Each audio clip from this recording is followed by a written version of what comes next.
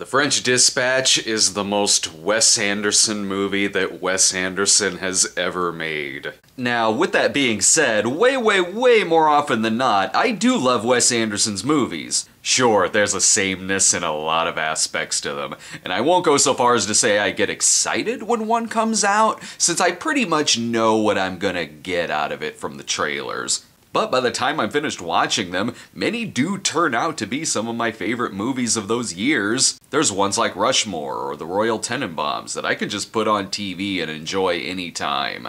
And with The French Dispatch, there's a lot to really respect out of the movie. Mainly its commitment to telling the story of a fictitious magazine, which moved to France after being based out of Kansas. You're watching this feeling like this really was an old magazine of the time, right down to the credits that are filled with fake covers and talking about these writers and subjects as if they really did exist, like you're watching a biopic. The cinematography in the movie is nothing short of outstanding. Everything is so meticulously placed, and the shots are filled with such movement that there are scenes that you could watch dozens of times and notice something different going on in the background. It's one of those movies that feels like every tiny detail about a shot, right down to the cracks on the wall, have been thoroughly planned. The movie's filled with a lot of characters, and even when they have very small screen time, they feel like the kind of characters that the director probably has a novel's worth of backstory on, despite only being in the movie for a couple of lines. But unfortunately, I'm not in Wes Anderson's head in regards to these characters, so I couldn't connect with any of this.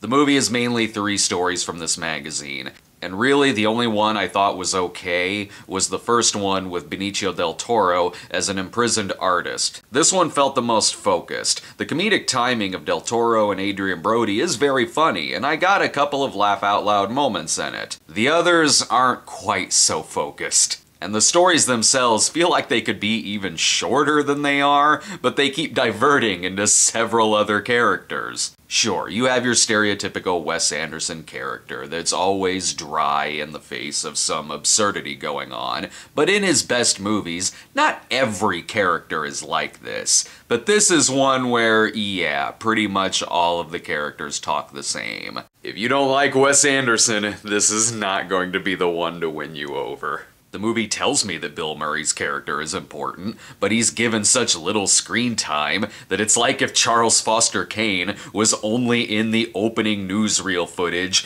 and then later when he fires Jedediah Leland, and the rest of it is just reading the New York Daily Inquirer. The movie was kind of a chore to sit through. Sure, I would chuckle once in a while, but you know those chuckles you get where it doesn't really turn you around on the movie, and certainly doesn't make you connect with it? Yeah, that's this movie. The film is like Wes Anderson waited until way after he became a big name and got bigger budgets to then make his college student film. There's shots and dialogue in the movie that feels like you're watching a parody of a class art film. Hell, sometimes I wasn't sure if it was parody or if I was being trolled. You have these art critics looking at Del Toro's abstract art and trying to guess if it means something, if it means nothing, if the artist is just being weird, and I'm like, is this meta? Is the director talking about himself? I'd love to see Wes Anderson do something wildly different, just to see if he has it in him. I love having a director who from one frame you can tell who the director is. But Wes Anderson is like Stanley Kubrick if Kubrick only did movies like Dr. Strangelove. Sure, I adore Dr. Strangelove, and I'm sure I'd love most of those theoretical movies like it. But I want to see Anderson's The Shining, or Full Metal Jacket, or Eyes Wide Shut. I'll give the movie a C+. It's gorgeous to look at, deserves an Oscar nomination for Best Cinematography, but the movie is like Pulp Fiction if it was written by Gil from Frasier. I'm curious what you all think out there. Where do you rank this in Wes Anderson's filmography, if you're even a fan to begin with? Plus, stay tuned tomorrow for our review of The Eternals, and we'll see you next time.